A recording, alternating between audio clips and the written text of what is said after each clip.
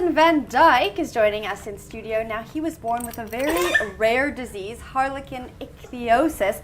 This occurs in 1 in every 5 million babies. He's joining me in studio along with his mum, Lisa. Hello. Hi. He can't sit still. No. I think he's going to leave us now. He might come back. Maybe. We'll see. Now, Lisa, can you introduce us to Mason's story? It's quite incredible.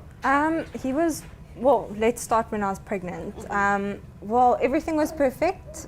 Everything was normal in all the scans up until 22 weeks when we went for the 4D scan. The doctor or gynecologist that performed the scan couldn't see his top lip. She couldn't see his hands opening and his feet were very flat.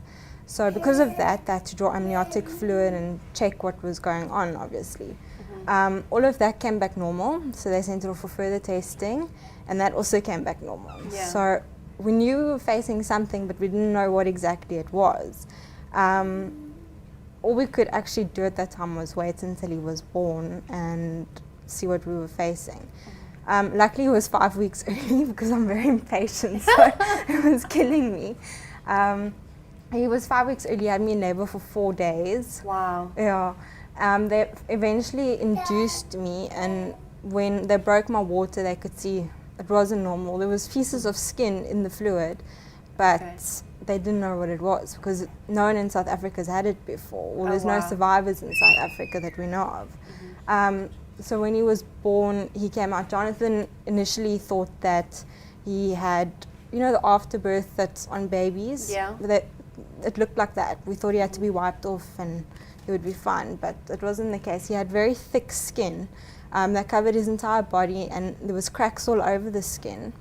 And in between the cracks, it was really raw. They call it fissures.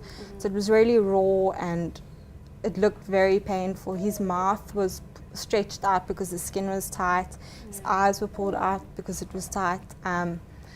Both his hands weren't formed properly because of the restriction of the skin. His one hand eventually, I think it was about a week after birth, auto-amputated itself.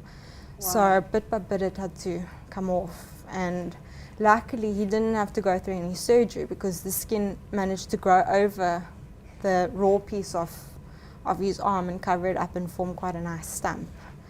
Wow. So we were told that he would probably live 1 to 5 days, but he's almost 21 months now, so we're very lucky.